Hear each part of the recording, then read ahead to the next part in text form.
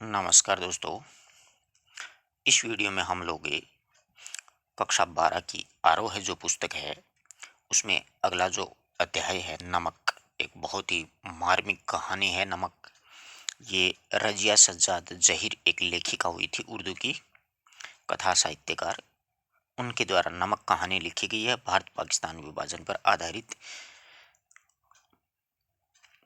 सबसे पहले अपन देखते हैं रजिया सज्जाद जहीर का जन्म 1917 में हुआ था और देहांत वो 1979 में हुआ था। क्योंकि बहुत से विद्यार्थियों को 79 कैसे लिखे जाते हैं, 89 कैसे लिखे जाते हैं, 69 कैसे लिखे जाते हैं, जो इंग्लिश मीडियम के ना उनको पता नहीं है।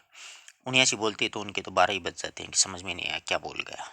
तो 79 बोलना थोड़ा सा जरूरी भी होता है। तो देखिएगा, अब यहाँ पे एक प्रश्न जहन में आ गया है यूं ही। ये 79 है ना, उसमें एक साहित्यकार और भी हुए हैं, उनका भी देहांत इसी वर्ष हुआ है। अगर आप लोगों को दिमाग में आ रहा हो तो आप लोग कमेंट में लिख दीजिएगा कि हाँ, उनका देहांत है वो 79 में हुआ है। काफ़ी अच्छे साहित्यकार हैं, काफ़ी विद्वान हैं। आप खोजना अपनी पुस्तकों में, हो सकता है मिल जाए। 1-2 घंटे अगर पुस्तकों में आप अपना माथा मारोगे, खोजोगे, तो कुछ याद ही होगा, कोई नुकसान नहीं होगा। तो देखिएगा, लेखिका का परिचय। रजिया सज्जाद जहीर मूलतः उर्दू की कथाकार है। ये देखो, उर्दू, अरबी, फारसी, ये जो भाषाएं होती है ना, इनके कोई भी आप शब्द देख लीजिए, इतने वजनदार होते हैं और इतना अपना प्रभावशाली ये शब्द होते हैं कि अपना प्रभाव जमा देते हैं। देखो, मैं आपको बताता हूँ। एक तो अपन शब्द लेते हैं हिंदी का विदा, और एक आप उर्दू, अरबी, फारसी के शब्द लेते हो जैसे रुखसत। अलग ही फर्क है ना। एक बोलते हैं अपन भेंट और एक बोलते हैं सौगात। अलग ही महसूस हो रहा है। एक बोलते हैं अपन दीदी और एक अरबी फारसी में बोलते हैं बाजी, यानी बड़ी सिस्टर होती है ना, उसको बाजी। ऐसे ही अपन बोलते हैं प्रिय या प्यारा, तो उर्दू में बोला जाता है अजीज। अच्छा लगता है ना। एक बोलते हैं प्यार, एक बोलते हैं इश्क। दोनों की बात एक ही है, परंतु अपनी अपनी भाषा के अपने अपने शब्दों का एक बोझ, एक प्रभाव होता है। तो देखिए, उर्दू की मूल कथाकार थी। रजिया सज्जाद जहीर का जन्म 15 फरवरी 1917 को अपने राजस्थान में, अजमेर राजस्थान में हुआ था। कितनी खुशी की बात है, रजिया जी अपने राजस्थान में जन्मी थी। बड़ा अच्छा लगता है, अपने क्षेत्र का कोई साहित्यकार होता है, कोई लेखक होता है, अलग ही फीलिंग आती है, अच्छी वाली फीलिंग आती है। वरना जहाँ भी हिंदी साहित्य आप उठा करके देख लीजिए, सारी की सारी यूपी मिलना है। राजस्थान वालों को तो बेचारों को पता ही नहीं था कि कोई पढ़ाई नाम की चीज़ भी होती है। परंतु प्रतिभा कहीं पे भी दब के नहीं रह सकती है, वो कहीं ना कहीं निखर के जरूर आती है। तो ये अजमेर में जन्मी जरूर थी, परंतु इसकी इनकी जो शिक्षा दीक्षा है, आगे की पढ़ाई है, नौकरी वगैरह जो भी है, वो सारी उत्तर प्रदेश से ही है। बीए तक की शिक्षा उन्होंने घर पर ही रह करके प्राप्त की, क्योंकि आज भी बहुत से लोगों की संकीर्ण सोच की वजह से लड़कियों को पढ़ाना नहीं चाहते हैं। इन्होंने घर पे रह करके प्राइवेट बीए कर ली। विवाह के पश्चात इलाहाबाद विश्वविद्यालय से एमए की परीक्षा उत्तीर्ण की। ये इनका सौभाग्य था कि इनको ये जगह मिल गई, इलाहाबाद विश्वविद्यालय। आगे पढ़ाने वाले ससुराल वाले मिल गए, वो अच्छा रहा इनके लिए। वरना तो हो सकता है यहीं पर वो भी ककहरा में ही रह जाती। 1947 में वे लखनऊ, अजमेर से लखनऊ आई थी। 1947 जब देश विभाजन हुआ था, यहीं पर उन्होंने करामत हुसैन गर्ल्स कॉलेज में पढ़ाने लग गई थी। 1956 में इनकी नियुक्ति सोवियत सूचना विभाग में हो गई। अब यहाँ पर पढ़ाने लग गई तो आगे से आगे जानकारी हुई और अच्छा नॉलेज था, आगे पहुंच गए अच्छी पोस्ट पे। रजिया सज्जाद जहीर का आधुनिक उर्दू साहित्य के कथाकारों में महत्वपूर्ण स्थान है। उन्होंने कहानी और उपन्यास दोनों लिखे हैं और उर्दू में बाल साहित्य भी लिखा है। तो यहाँ से प्रश्न पूछा जा सकता है कि निम्न में से कौन सा साहित्यकार है जिसने उर्दू में बाल साहित्य लिखा है, तो रजिया सज्जाद जहीर। मौलिक लेखन के अलावा इन्होंने कई रचनाओं का उर्दू में अनुवाद भी किया। देखो, मौलिक रचना क्या होती है? मौलिक का अर्थ यह होता है कि जो स्वयं के द्वारा, खुद के द्वारा एक नई रचना लिखी जाती है। और अनुदित वो होती है जो पहले से लिखी हुई है और उसका अनुवाद कर दिया हो इन्होंने। जैसे इन्होंने हिंदी की कई रचनाओं का उर्दू में अनुवाद कर दिया, चीनी रचनाओं का, रूसी रचनाओं का, अपन पढ़ते रहते हैं ना, इंग्लिश रचनाओं का, उनका अनुवाद कर देते हैं। तो यह अनुदित रचनाएं होती हैं। जैसे भारतेंदु बाबू हरीशचंद्र ने काफ़ी नाटकों का अनुवाद किया था, यानी बंगला से हिंदी में अनुदित कर दिया उनको। उनकी भाषा सहज, सरल और प्रभावशाली है, क्योंकि उर्दू, अरबी, फारसी के शब्द डालेंगे तो रचना में अनायास ही प्रभाव आ जाता है, पढ़ने में रोचक लगती है और पाठक का मन ये होता है कि इसको ज़्यादा से ज़्यादा मैं पढ़ता जाऊँ। एक मतलब इच्छा जागृत कर देते हैं। कई साहित्यकार ऐसे होते हैं कि रचना शुरू कर दी तो अंत जब तक नहीं होगा सुकून नहीं मिलेगा अपन को। ऐसे मैं आपको पहले भी कई उदाहरण दे चुका हूँ, जैसे प्रेमचंद जी हैं, रजिया जी हैं, ऐसे और बहुत से साहित्यकार हैं जो अपनी रचनाओं में ऐसा प्रभाव डाल देते हैं। और उनकी रचनाओं में अरबी, फारसी, उर्दू इन भाषाओं के शब्द आते हैं, इसलिए वो अच्छे लगते हैं अपन को पढ़ने में। उनकी कई रचनाओं का अनुवाद अन्य भाषाओं में भी हुआ है। रजिया सज्जाद जहीर की कहानियों में सामाजिक सद्भाव मिलेगा आपको, धार्मिक सहिष्णुता मिलेगी, आधुनिक संदर्भों में बदलते हुए पारिवारिक मूल्यों को उभारने का सफल प्रयास इनकी रचनाओं में अपन को पढ़ने को मिलता है। रजिया सज्जाद जहीर को सोवियत भूमि नेहरू पुरस्कार, उर्दू अकादमी उत्तर प्रदेश, अखिल भारतीय लेखिका संघ आदि अनेक पुरस्कारों से उनको सम्मानित है वो किया गया है। इनका एकमात्र कहानी संग्रह एक ही है, जर्द गुलाब, प्रसिद्ध कहानी संग्रह है इनका, बहुत ही शानदार है। ये पूछा जाता है कई बार परीक्षाओं में, जर्द गुलाब कहानी संग्रह किसका है? तो रजिया सज्जाद जहीर का, और ये द्वितीय श्रेणी के लायक ये प्रश्न है, हो सकता है पूछा जा सकता है, इसलिए इन चीज़ों को आप अंडरलाइन करते चलें साथ साथ।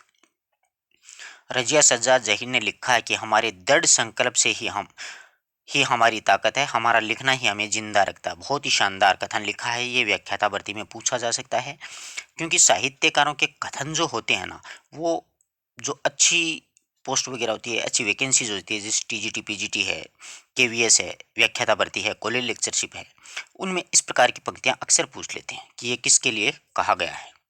तो रजिया जी के लिए कहा है। रजिया जी ने कहा है कि हमारे दृढ़ संकल्प ही हमारी ताकत है और हमारा लिखना ही हमें जिंदा रखता है। क्यों, हम कोई साहित्यकार होता है, जब तक वो लिखता नहीं है ना उस चीज़ को, उसको सुकून नहीं मिलता है, अंदर ही अंदर कुलबुलाहट होती रहती है कि क्या हो गया, क्या हो गया। वो लिख करके अपने भड़ास निकालता है। 18 दिसंबर 1979 को प्रसिद्ध लेखिका का क्या हो गया था, देहांत। एक दूसरे साहित्यकार हैं, उनका भी हुआ था। आपको कमेंट में लिखना है अगर याद हो तो, नहीं हो तो कोई बात नहीं, किताबों में खोजना जरूर, इसी किताब में मिल जाएगा आपको। आरोह में आपको ये जानकारी मिल जाएगी कि 79 में एक दूसरे साहित्यकार हैं, उनका भी देहांत या निधन हुआ था। प्रसिद्ध साहित्यकार हैं, उनको अगर पढ़ोगे तो 2-3 प्रश्न आपको सेकंड ग्रेड और फर्स्ट ग्रेड में पक्के मिलेंगे पेपर में। ठीक है, अब मूल पाठ के बारे में चलते हैं। देखिए, पाठ का परिचय क्या होता है। प्रस्तुत पाठ नमक रजिया सज्जाद जहीर की एक प्रसिद्ध रचना है। यह भारत पाकिस्तान के बाद में सरहद के दोनों तरफ विस्थापित पुनर्वासित जनों के दिलों को टटोलती हुई एक मार्मिक कहानी। यानी जब देश का विभाजन हो गया तो आधे लोग पाकिस्तान, आधे हिंदुस्तान, अलग अलग हो गए। अब दोनों का मन, जो आत्मा है, वो शरीर तो चलो पाकिस्तान का कोई है, हिंदुस्तान आ गया, परंतु उसकी आत्मा से रिश्ता उस अभी भी पाकिस्तान से जुड़ा है। हिंदुस्तान का कोई पाकिस्तान चला गया तो उसकी आत्मा का रिश्ता है वो हिंदुस्तान से आज भी जुड़ा है। इस प्रकार की मार्मिक कहानी है, अंदर से हिला देने वाली कहानी है। अपना को इस तरह से इस कहानी में डूब के पढ़ेंगे कि ऐसा लगेगा कि प्रत्येक पात्र अपने में जिंदा हो रहा है। जैसे एक पिक्चर देखते हैं ना अपन लोग, कभी कभी इमोशनल सीन आ जाता है तो अनायास ही अपने आंखों में आंसू टपक आते हैं, क्योंकि वो दृश्य जो है फिल्म का, वो इसी प्रकार से फिल्माया जाता है कि दर्शक है वो भी अपने आप को इसमें खो देता है। समझ रहे हो ना? इसी प्रकार अपन डूब के इस कहानी को पढ़ेंगे और जीवन में कभी ऐसा मौका नहीं आएगा कि आपको ऐसा लगेगा कि हाँ यार, ये कहानी है, ये समझ में नहीं। बहुत ही प्यारी कहानी है, बहुत ही सरल भाषा में है। विस्थापित होकर के आई हुई एक सिख बीवी, विस्थापित मतलब वहां से, पाकिस्तान से वो हिंदुस्तान आ जाती है। वो वैसे मूल रूप से लाहौर की है, अपना वतन लाहौर को मानती है आज भी, हालांकि रह रही वो दिल्ली में ही है। और सौगात, सौगात मैंने बताया था ना, भेंट के रूप में सफिया नामक एक महिला उससे नमक लाने की मांग करती है और सफिया को अपनी बेटी भी बना लेती है। कहानी पढ़ेंगे तो बड़ा आनंद आएगा, बड़ा सुकून मिलेगा। राजनीतिक यथार्थ के स्तर पर उसके वतन की पहचान ही बदल चुकी है, किंतु यह है उनका हार्दिक यथार्थ नहीं बदल पाए हैं। यानी जो मन से, आत्मा से जो रिश्ता है ना, वो आज भी लाहौर के साथ में है, सिख बीवी का। आई बात समझ में? अब देखिए, उम्दा, उम्दा का शाब्दिक अर्थ होता है अच्छा, नफीस, सुरुचिपूर्ण, बाजी, बड़ी दीदी, रुखसत, विदा, अपन बोलते हैं विदा हो गई, वो कहते हैं रुखसत, साढ़े नाल है हमारा, हिस्से बिखरे बंटवारा, मुरोवत संकोच। अदीब साहित्यकार होते हैं ना, उनको फारसी उर्दू भाषा में अदीब बोला जाता है। दोहर चादर को बोलते हैं, ओढ़ने का एक वस्त्र आता है। सफा पुस्तक का पन्ने को बोलते हैं सफा। और लबो लहजा बोलचाल का जो तरीका होता है ना, उसको बोलते हैं नफीस, स्वच्छ, नवाज सम्मानित करना, सौगात भेंट। दोपहर दोहर कपड़े की दोहरा सिली गई एक। और ये होता है बदर, लिफाफा।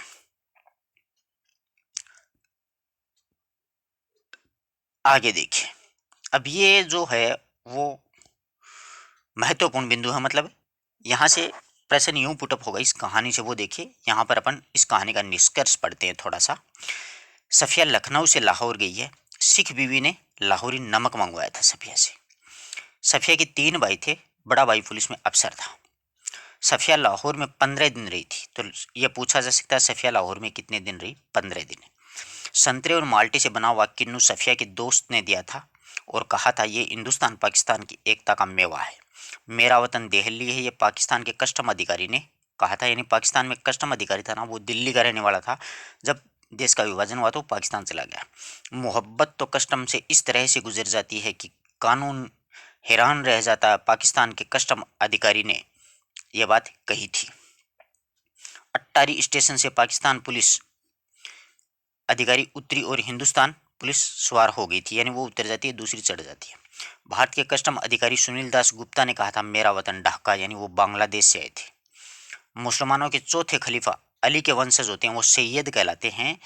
चौथे खलीफा थे, चौथे उसके वंशज सैयद। तो ये जो सफिया थी वो सैयद थी। नजरुल इस्लाम बंगला के प्रसिद्ध क्रांतिकारी कवि हैं और शमशुल इस्लाम ये बंगला के प्रसिद्ध कवि। अब यहाँ से देखिएगा प्रश्न यूं पूछा जा सकता है कि कौन सी रचना पे कौन सी फिल्म बनी है। हो सकता है ऐसा प्रश्न पूछ ले। अपन पाठ के अंत में देखते हैं तब ये प्रश्न आता है, और वहां तक अपन पूरी पूरी कहानी को, पूरे अध्याय को पढ़ते नहीं है। तो देखिए 1947 ये तमस उपन्यास है ना भीष्म साहनी का, उस पर फिल्म बनी थी 1947। अर्थ ट्रेन टू पाकिस्तान, जिंदगी नामा है ना कृष्णा शोभती की का उपन्यास, उस पर बनी थी ट्रेन टू पाकिस्तान। गदर काफी सुपरहिट पिक्चर रही थी। पिंजर उपन्यास है अमृता प्रीतम का। खामोश पानी झूठा सच यशपाल का है। हीना है वो मलबे के मालिक मोहन राकेश की कहानी है। वीर जारा जो है वो पेशावर एक्सप्रेस कहानी है कृष्ण चंद्र की, उस पे बनी ये फिल्में बनी हुई हैं भारत पाकिस्तान विभाजन पर। ठीक है ना। अब देखिएगा अपन लोग पाठ का आनंद लेंगे बहुत ही शानदार तरीके से, एक एक चीज को समझते हुए, एक एक पात्र को जीवित करते हुए अपने अंदर कहानी में डूब के पड़ेंगे। नमक। उन सिख बीवी को देख करके सफिया हैरान रह गई थी। किस कदर वह अपनी माँ से मिलती थी। वह भारी भरकम जिस्म, छोटी छोटी चमकदार आंखें और इसमें नेकी, मोहब्बत और रहमदिली की रोशनी जगमगाया करती थी। चेहरा जैसे कोई खुली हुई किताब है, वैसा ही सफ़ेद बारीक मलमल का दुपट्टा जैसा उसकी अम्मा मुहर्रम में ओढ़ा करती थी। ये सिख बीवी के बारे में अपनी माँ को देख रही है। दोनों बैठी हैं, ये कोई प्रोग्राम है उसमें बैठी हैं। देखो, जब सफिया ने कई बार उनकी तरफ मोहब्बत से देखा, यानी मोहब्बत से देखना और एक साधारण देखने में बहुत फर्क होता है मित्रों। तो उन्होंने भी उनके बारे में घर की बहू से पूछा। उन्होंने बताया कि ये मुसलमान है। कल ही सुबह लाहौर जा रही हैं अपने भाइयों से मिलने, जिन्हें उन्होंने कई साल से नहीं देखा। यानी वो पाकिस्तान से विस्थापित होकर के यहाँ पर आ गई, तो भाइयों से मिलने के लिए वो वापस लाहौर जा रही हैं। लाहौर का नाम सुनकर के सफिया के पास में आ बैठी सिख बीवी थी, वो पास में आ जाती है, क्योंकि अपना कोई मिलता है ना कहीं दूसरी जगह पे, तो अलग ही अंदर से फीलिंग आती है। और उसे बताने लगी कि उनका लाहौर कितना प्यारा शहर है। वो सिख बीवी बोल रही है कि हमारा लाहौर कितना प्यारा शहर है, वहाँ के लोग कितने खूबसूरत होते हैं। उम्दा, उम्दा मतलब अच्छे खाने, और नफीस, नफीस मतलब सुरुचिपूर्ण कपड़ों के शौकीन, सैर सपाटे के रसिया और जिंदा दिली के तस्वीर हैं वो लोग। यानी वहाँ के जो लोग हैं बहुत अच्छे लोग हैं, साफ सुथरे कपड़े पहनते हैं, कपड़ों को रुचि रहती है उनको कपड़ों की, खाने पीने की और सैर सपाटे की रसिया होते हैं, आनंद आता है उनको घूमने में। और जिंदा दिली की वो तस्वीर है, बहुत प्यार से रहते हैं एक दूसरे के साथ में मिलजुल करके। कीर्तन होता रहा, मतलब कोई प्रोग्राम हो रहा था, आहिस्ता आहिस्ता बातें करते रहे। अब कीर्तन से गया बाढ़ में, अपना कोई मिल जाता ना तो उससे बातें करने से मन भरता ही नहीं है, कब कितना समय गुजर जाता कुछ भी पता नहीं चलता है।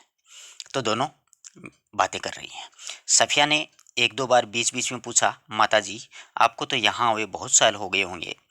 तो सिख बीवी बोलती है, हाँ बेटा जी, जब हिंदुस्तान बना था तभी आ गए थे। वैसे तो अब यहाँ पर हमारी कोठी भी है, मतलब अच्छे मकान है, बिजनेस भी अच्छा सेट हो गया है, सब ठीक ठाक है, पर लाहौर बहुत याद आता है। हमारा वतन तो लाहौर ही है जी। अच्छा लगता है सुनने में, बोलने में, पढ़ने में। फिर पलकों से कुछ सितारे टूट करके दूध या आंचल में समा गए। अक्सर समा जाते हैं, सच्ची बात है, ये दिल से निकली हुई बात है। आंसू टपक पड़े सिख बीवी के। बात आगे चल पड़ती है, मगर घूम फिर करके फिर उसी जगह पर आ जाती है, साड़ा लाहौर। साड़ा मतलब हमारा लाहौर। कीर्तन कोई 11 बजे खत्म हुआ। जब सभी प्रसाद हाथ में लिए वे उठने लगी थी और सफिया के सलाम के जवाब में दुआएं देती रही सिख बीवी, और रुखसत होने लगी, मतलब विदा होने लगी। तभी सफिया ने धीमे से पूछा, आप लाहौर से कोई सौगात मंगाना चाहती है तो मुझे हुक्म दीजिएगा कि भाई लाहौर से क्या लाऊं मैं आपके लिए। दोनों माँ बेटी बन जाती हैं। तब देखो वे दरवाजे से लगी खड़ी थी, हिचकिचाकर बहुत ही आहिस्ता से बोली, अगर ला सको तो थोड़ा सा लाहौरी नमक ला देना, कि लाहौर का नमक बहुत प्रसिद्ध है विश्व भर में, वो ला देना। 15 दिन, अब देखो सफिया है वो पाकिस्तान चली जाती है, मतलब दृश्य बदल जाता है कहानी का। 15 दिन यूं गुजरे पता ही नहीं चला। जिम खाने के सामने दोस्तों की मोहब्बत, भाइयों की खातिरदारियां, उनका बस नहीं चलता था कि बिछुड़ी हुई परदेसी बहन के लिए क्या कुछ नहीं करें, क्योंकि कोई अपना बिछुड़ जाता है और फिर अनायास ही अचानक ही अपने पास में मिलने आता है, तो पता नहीं अपन क्या कुछ नहीं कर सकते हैं। जो कुछ भी अपने पास में होता है सब कुछ करने की कोशिश करते हैं।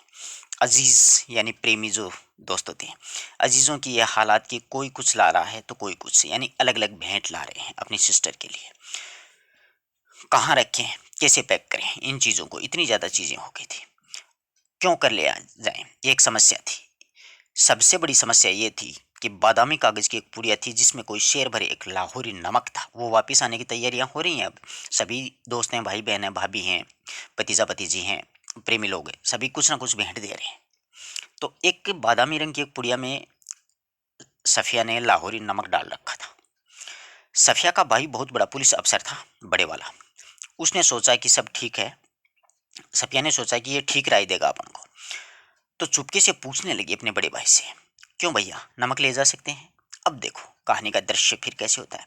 वो बेचारा हैरान होकर के बोला, नमक, नमक तो नहीं ले जा सकते, नमक गैर कानूनी है। और नमक का क्या करोगी, यानी तुम नमक को क्या करोगी, तुम्हारे हिस्से में तो बहुत सारा, बहुत ज़्यादा नमक आया ना, कि हिंदुस्तान में बहुत नमक है, तुम पाकिस्तान से लाहौरी नमक क्यों ले जाती है, ये तो गैर कानूनी है। अब उसको गुस्सा आता है सफिया को, वह झुंझला गई, मैं हिस्से बिक्री की बात नहीं कर रही हूँ, समझे, आया होगा, मुझे तो लाहौरी नमक चाहिए, मेरी माँ ने मंगवाया। अब वो बेटी बन जाती है उस सिख बीवी की कि भाई मेरी माँ ने मंगवाया, मैं तो ले जाऊंगी, से बाहर में जाए, हिंदुस्तान पाकिस्तान बंटवारा हिस्सा जो कुछ भी है। भाई की समझ में कुछ नहीं आया, माँ का जिक्र क्यों कर रही है, भाई की समझ में नहीं आया कि माँ किसको कह रही है, क्योंकि माँ तो बंटवारे से पहले ही तो मर चुकी थी, कि यहाँ पर थी ये सफिया, तभी अपनी अम्मी थी वो तो समा गई थी, खुदा को प्यारी हो गई, परंतु अब इसको माँ का चक्कर कहाँ से आ गया। जरा नरमी से समझाने के अंदाज में बेचारा बोलता है, देखिए बाजी, बड़ी सिस्टर को बोलते हैं ना बाजी, आपको कस्टम से गुजरना होगा, क्योंकि आपको कस्टम से एक सरहद से दूसरी सरहद में जाना होगा। और अगर किसी भी चीज़ में आपको कोई ऐसी वैसी चीज़ निकल आई ना, तो आपके सामान की चिंदी चिंदी बिखेर देंगे, यानी पूरा सामान है वो बिखेर देंगे वहाँ पर कस्टम वाले। कानून ऐसा है कि तुम गैर कानूनी सामान ले जा रही हो। अब गुस्सा आता है सफिया को, बिगड़ कर बोली, निकल आने का क्या मतलब है, कि निकल आने का मैं कुछ छुपा के थोड़ी ले जाऊंगी, मैं कुछ चोरी से ले जाऊंगी, छिपा के ले जाऊंगी, मैं तो दिखा के, जता के ले जाऊंगी, कि दिखाऊंगी देखो ये लाहौरी नमक है, अगर हिम्मत है तो पकड़ लो, वरना जाने दो। भाई ये तो बहुत ही गलत बात करेंगी। अब बेचारा भाई समझा रहा है कि देखो दीदी, ये तो बहुत गलत कर रही हो तुम, कानून, अरे फिर वही कानून वानून कहे जाते हो, क्या सब कानून हुकूमत के ही होते हैं, कुछ मोहब्बत के, मुरुवत के, आदमियत के, इंसानियत के भी तो होते होंगे।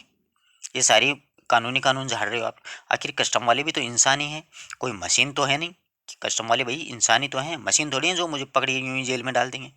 हाँ, वे मशीन तो नहीं है, बेचारा समझाता है बड़ा भाई है वो। पर मैं आपको यकीन दिलाता हूँ, वे शायद ही वे शायर भी नहीं होते हैं।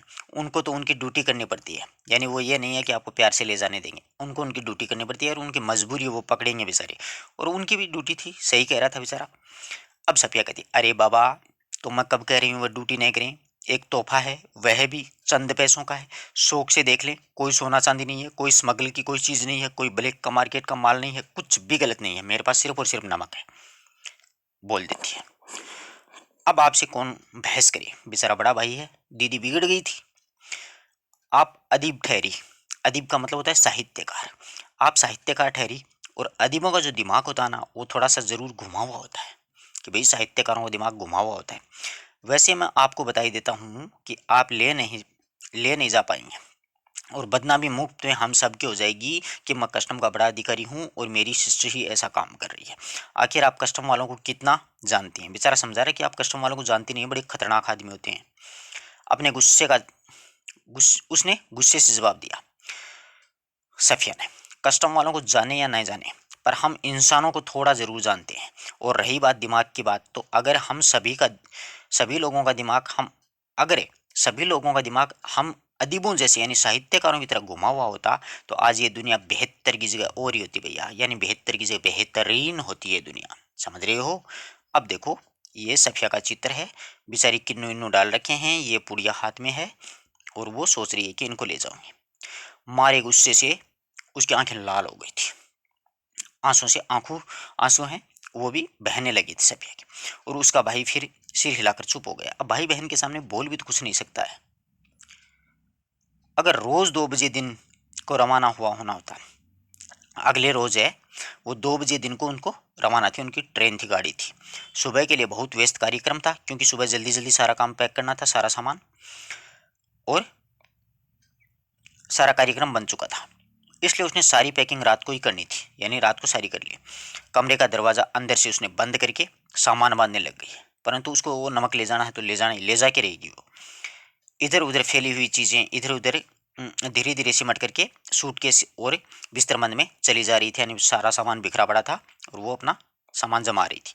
सिर्फ 2 चीज़ें रह गई थी, एक तो वह छोटी सी टोकरी जिसमें किन्नू थे, यानी पाकिस्तान के किन्नू भी बड़े प्रसिद्ध हैं, और एक छोटा सा तोहफा संतरे और माल्टे से मिलाकर के बना हुआ एक पैदा किया गया फल था, माल्टे की तरह का ही था। एक दोस्त ने तोहफा दिया था उनको, रंगीन मीठा और संतरे की तरह नाजुक कोमल। और दूसरी तरफ नमक की पुड़िया। एक तो ये माल्टे वाला लफड़ा और एक तरफ नमक, ये 2 चीज़ें बड़ी समस्या पैदा कर रहे थे सफिया के से। अब तक सफिया का गुस्सा उतर चुका था, यानी वो शांत हो गई, अकेली थी। भावना के स्थान पर वह बुद्धि धीरे धीरे हावी हो रही थी, यानी भावना में इंसान कुछ भी गलत सलत ये ध्यान नहीं देता है, कर देता है कुछ भी। परंतु जब वो दिमाग से सोचता है ना, तो उसके भी धीरे धीरे समझ में आता है कि मैं कर तो गलत रहा हूँ। तो वो भी ऐसे ही रही थी। नमक की पुड़िया तो ले जानी है, पर कैसे? अच्छा, अगर इसे हाथ में ले लें और कस्टम वाले के सामने सबसे पहले इसी को रख दें कि भैया हाथ में ले लेंगे इस पुड़िया को, और सबसे पहले इसी पुड़िया को उनके सामने रख देंगे। लेकिन अगर कस्टम वालों ने नहीं जाने दिया तो मजबूरी है, छोड़ देंगे कि नहीं जाने दिया तो कोई बात नहीं, मजबूरी है, सिख बीवी को बोल देंगे कि भाई नहीं ला सकी। लेकिन फिर उस वायदे का क्या होगा? लेकिन मैंने जो वादा किया है उस वादे का क्या होगा, जो हमने अपने माँ से किया है, सिख बीवी माँ थी ना, उससे। हम अपने को सैयद कहते हैं, सैयद एक पीढ़ी से आपको बताया था ना, उनको सैयद बोलते हैं, और इसी से ये अपने आप को जोड़ती हैं सफिया। फिर वायदा करके झुठलाने से क्या मायना, कि कोई फायदा नहीं है। जान देकर भी वायदा पूरा करना होगा, मगर कैसे? कि जान दे दूंगी परंतु नमक ले जाऊंगी, पर कैसे? सोच रही है।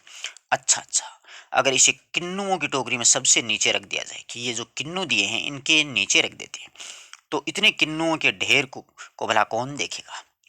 और अगर देख भी लिया, नहीं जी, फलों की टोकरी के तो आते वक्त भी किसी ने नहीं देखा था कि फलों की टोकरी थी, इधर उधर आ जा रही थी, पाकिस्तान हिंदुस्तान में आदान प्रदान हो रही थी, कोई चेक नहीं कर रहा था।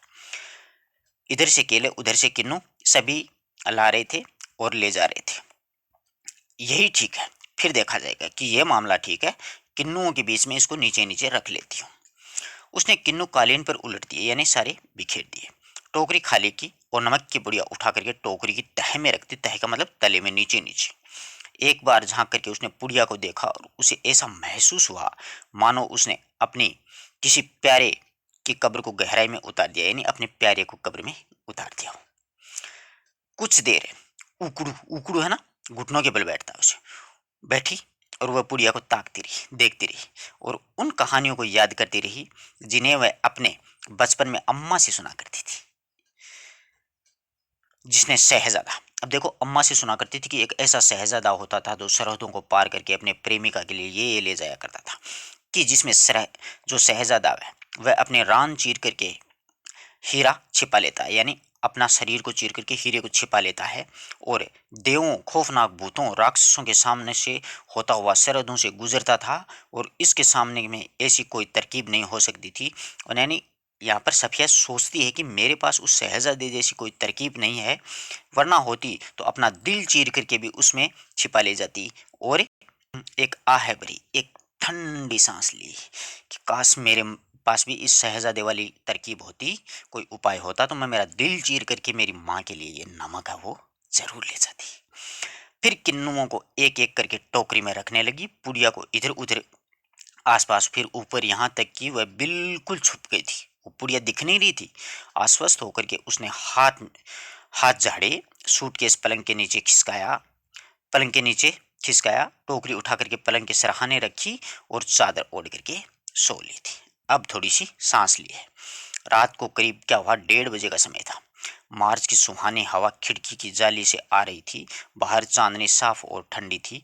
खिड़की के करीब लगा हुआ चंपा का एक घना दरख्त, यानी एक वृक्ष था कोई, उसके सामने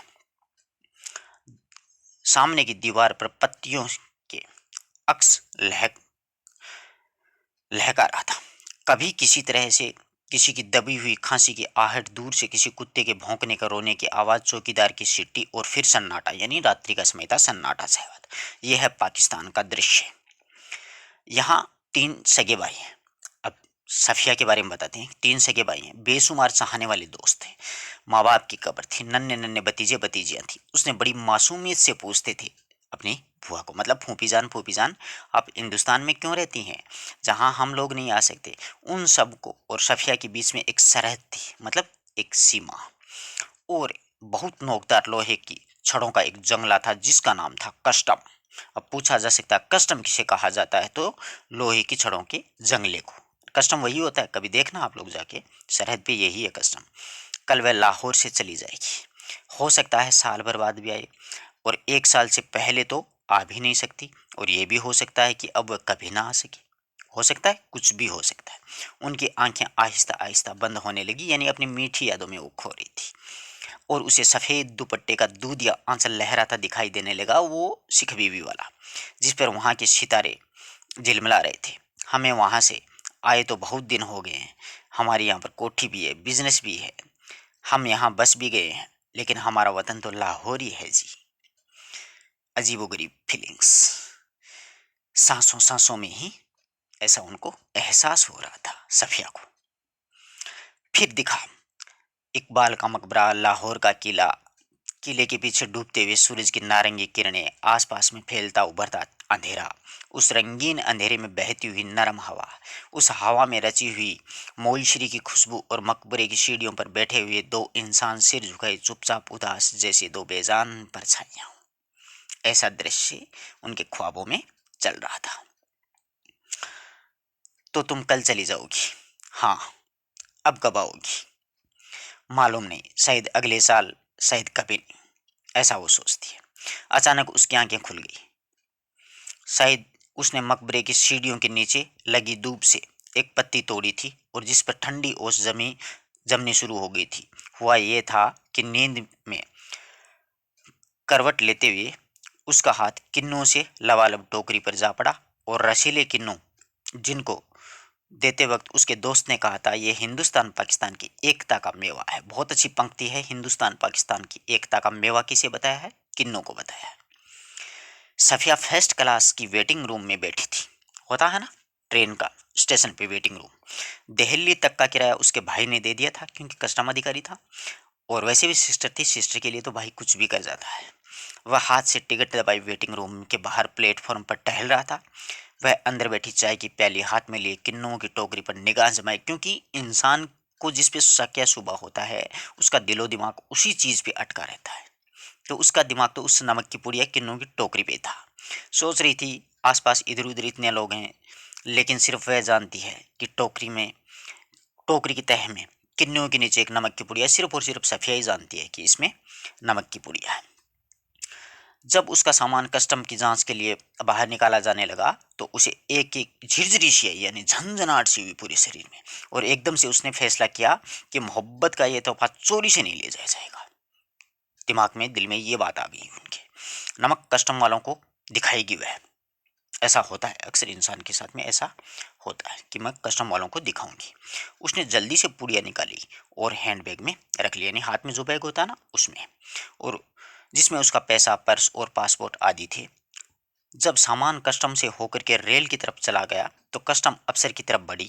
ज़्यादातर मेज़ें खाली हो चुकी थी, एक दो इक्का दुक्का सामान रखा हुआ था, और वहीं एक साहब खड़े हुए थे, लंबा कद, दुबला पतला जिस्म, खिचड़ी बाल यानी पके हुए बाल, और आंखों पर उसके एनक चश्मा था। वे कस्टम अफसर की वर्दी पहने तो थे, मगर उन पर कुछ झंस नहीं रही थी, यानी पतला सा है बेचारा। सफिया कुछ हिचकिचा कर बोली, माँ आपसे कुछ पूछना चाहती हूँ। बेचारी डरी डरी सी बोली कि माँ आपसे कुछ पूछना चाहूंगी जी। उन्होंने नजर भर करके उसे गौर से देखा और बोले, फरमाइएगा कि पूछिए। उनके लहजे में सफिया की हिम्मत बढ़ा दी। आप कहाँ के रहने वाले हैं?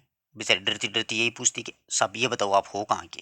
उन्होंने कुछ हैरान होकर के फिर उसने गौर से देखा, मेरा वतन दिल्ली है, पाकिस्तान चला ही गया हूँ और बाकी मैं दिल्ली का हूँ।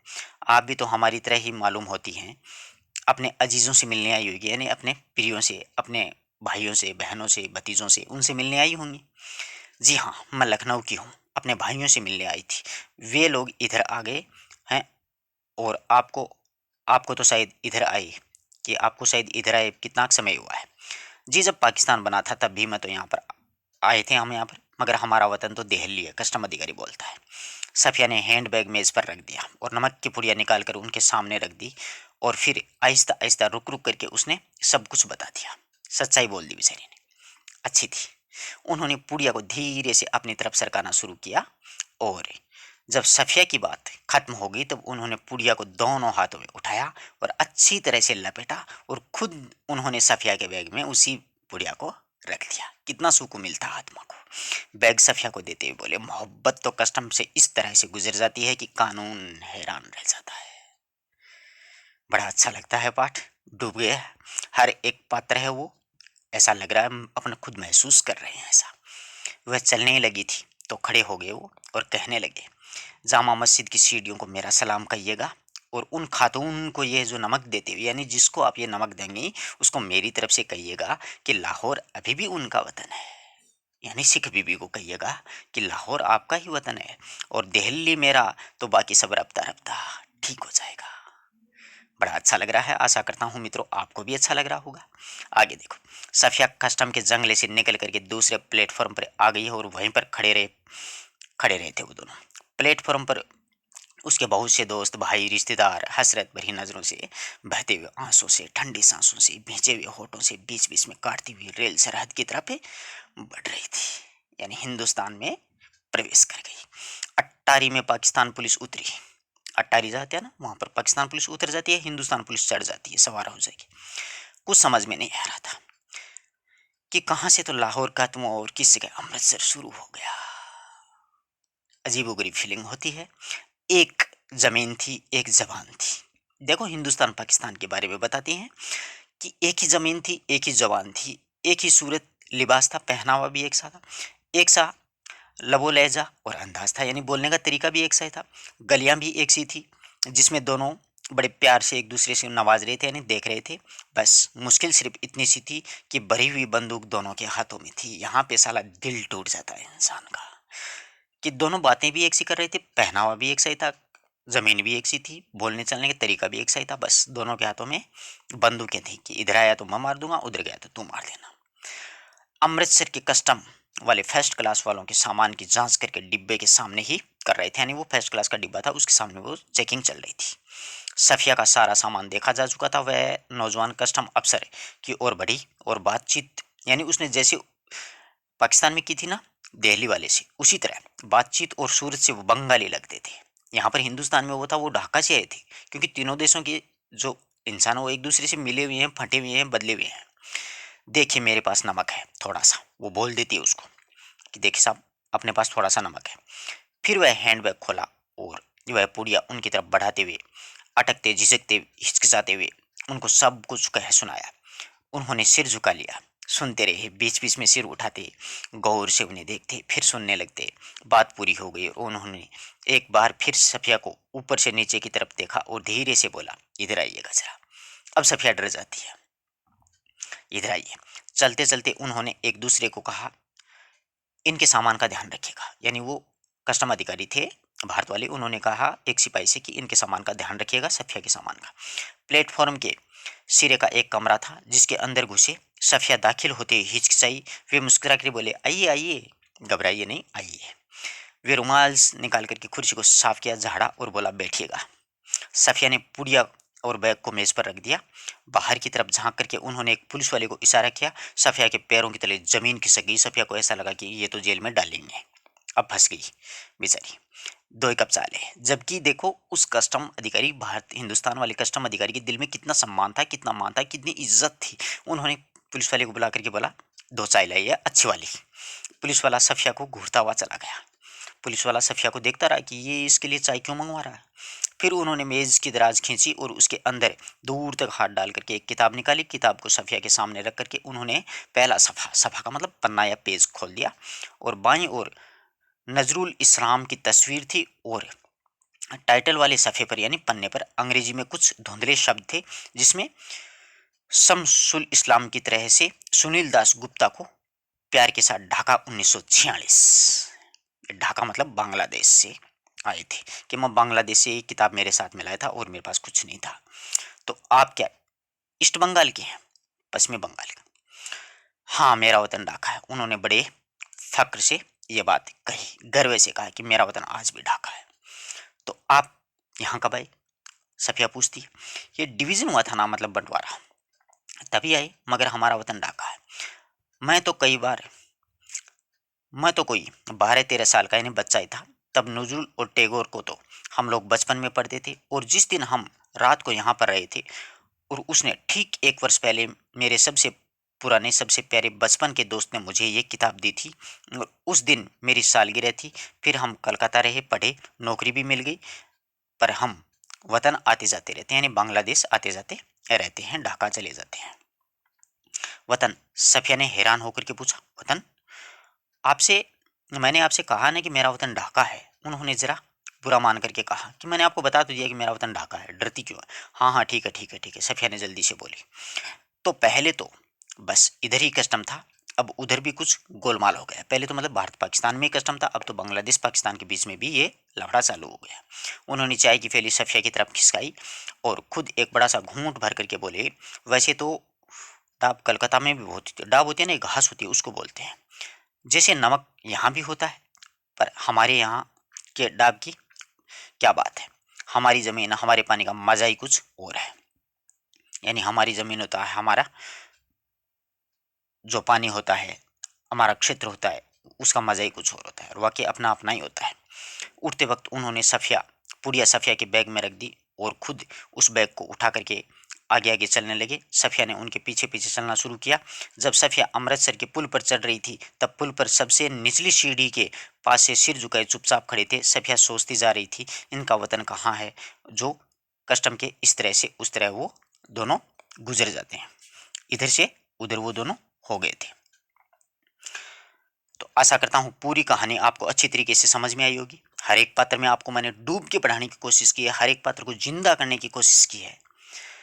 आप एक बार अपना अध्याय पढ़िएगा, एक बार वीडियो सुन लीजिएगा। इससे संबंधित कोई भी प्रश्न आपका, ता जिंदगी गलत नहीं होना, चाहे कैसी भी एग्जाम हो। धन्यवाद।